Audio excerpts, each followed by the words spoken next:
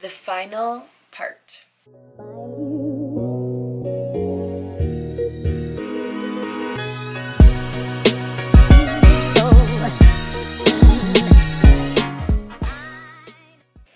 What's up, YouTube? Welcome back to my three-part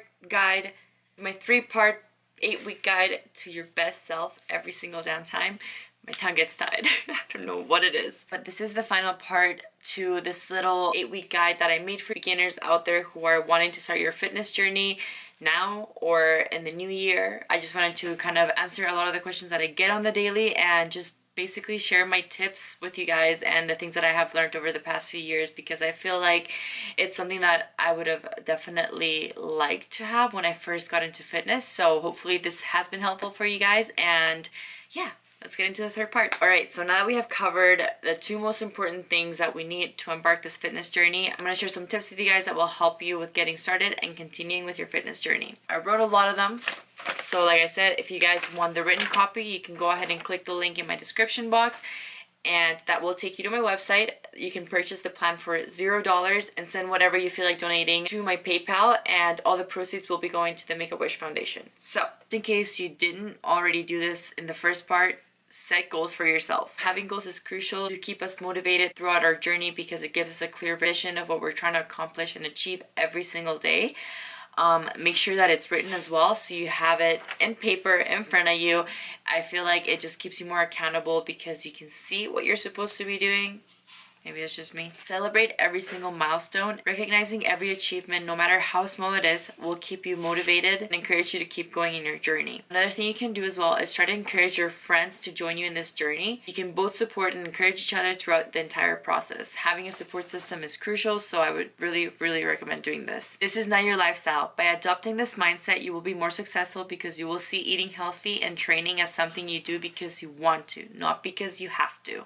Get creative with your meals. Healthy eating doesn't have to be boring. If you need any ideas, you can go ahead and watch my full day of eating videos. I have a lot of random, really easy to make recipes, so if you need some ideas, you know where to go. Shoot for a 1 to 1.5 pound drop per week. Slow and steady wins the race. You don't want to be losing 5 pounds a week or anything crazy like that. You want to keep this process as healthy as possible and sustainable, and I guarantee you, if you are losing more than 2 to 3 pounds a week, you're probably doing something that's a little bit extreme, which really just isn't necessary. Take your time, enjoy the process, and you will see the results you want.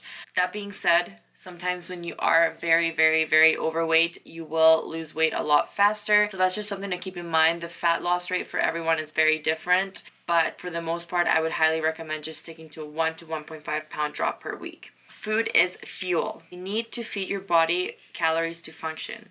Yes, even when your goal is to achieve fat loss. More isn't always better. Eating less and training more isn't always going to be beneficial. Take it slow. Like I said, slow and steady wins the race. The goal is always to progress, doing as little as possible. This way, when your body starts to plateau, you have lots of variables to tweak to keep progressing. Your body will plateau eventually because it will start to adapt to what you're doing. So, when this happens, make small changes. Don't stop eating or start doing an extra hour of cardio. By simply decreasing your food slightly or increasing your activity levels, you should be able to create a big enough deficit to keep things moving. You don't need to become antisocial to achieve your goals.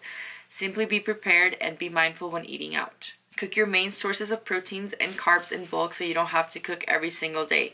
You can keep them in big Tupperware containers rather than using small ones that are going to take up a whole bunch of room in your fridge. Alcohol is empty calories and definitely won't help you get closer to your goals. So if you can avoid it, it would be best. If you do decide to track your macros, you can include it in your daily intake occasionally. Simply divide the calories from the alcohol serving by 4 if you want to log it under carbohydrates, and 9 if you want to log it under fats. The reason we do this is because 1 gram of carbs has 4 calories and 1 gram of fat has 9 calories. Now, we're going to move on to flexible dieting tips for those of you who do decide to track your macros. Your macronutrients are carbs, proteins, and fats. If you are a flexible dieting first timer and don't have much experience with macro tracking, I would recommend pre-logging your food up for the day on your food tracking app the night before or the morning of. This way you can ensure you're hitting your macros. All foods have more than 1 macronutrient. Yes, some are more carb dense, other more protein dense, but at the end of the day, each gram counts. This is why it's important to use a food tracking app. You simply log in your food and the app will take care of adding everything up for you. Micronutrients definitely matter. things like vitamins, minerals. So make sure that you're eating your fruits and veggies. And veggies are also a really good way to get a good amount of volume in your diet to stay satisfied longer. Your fiber intake should be around 25 to 30 grams. It also depends on your carb intake. If your carb intake is extremely high, then your fiber content will probably be a lot higher. Just play around with it and see what feels best for you. IIFYM stands for if it fits your macros, not if it fits your mouth. This means that wholesome, nutrient-dense food should always be your first choice over fun foods such as ice cream, chocolate, etc. I would recommend using an 80-20 approach. Try to eat a good chunk of your carbs during your workouts, since this is the time when your body utilizes them best. For protein, your main animal sources can be meat, poultry, eggs, fish, seafood, and dairy. For plant sources, you can stick to spirulina, quinoa, buckwheat, tempeh, beans, lentils, nuts, and seeds, but keep in mind that plant-based proteins are usually a lot higher in fats and carbs as well. So unless you're vegan or a vegetarian, I would recommend just having meat sources, because that means that you will be able to eat more carbs and fats from other carb and fat sources, if that makes sense. For carbs, your sources can be vegetables, whole grains, beans, lentils, and fruits. For complex carbohydrates, which are slower digesting carbs, you can have oatmeal, quinoa, sweet potatoes, and leafy greens. And then for simple carbohydrates, which are carbs that your body digests a lot faster, you can have bagels, pastas, pretzels, cookies, candy, and fruit juice. Might want to limit those if your calorie intake isn't the highest and if your main goal is to achieve fat loss, just because more healthier carb sources will be a lot lower in calories and they will be a lot more filling, so this will prevent overeating and going over your daily caloric intake. For fats, you can stick to fish, nuts, seeds, olives, cold pressed oils, coconut oil, and butter. So, and cheese. Why isn't cheese in there? Cheese should be in there. We like cheese. I believe that is it, fam. I hope you guys enjoyed this 3-part 8-week guide to your best self. I wish you guys the best of luck if you're just embarking on your fitness journey, if you're just getting started.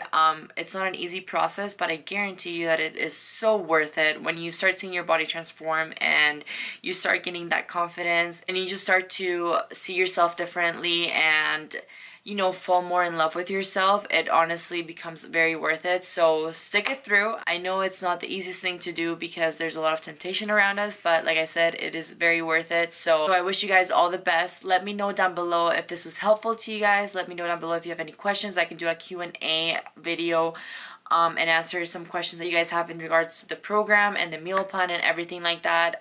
Like I said, this is just basically to say thank you to all of you for all the support that you guys have given me this past year. And I'm just the kind of person who, like, I'm really bad at putting things into words, so I just like to show it through actions, and this is my way of saying thank you. So I really do hope that you guys found this helpful. Even if you aren't a beginner, I feel like there's a lot of things that I shared that would be helpful to a lot of you, so I really hope it was. If you guys enjoyed this little series, make sure you give the video a thumbs up. If you guys haven't subscribed to my channel and you're just coming across my channel and you enjoy what you see, make sure you hit the subscribe button. And if you have any questions for me, I'm sure you guys do, make sure to leave it down below. I will catch you guys in the next one.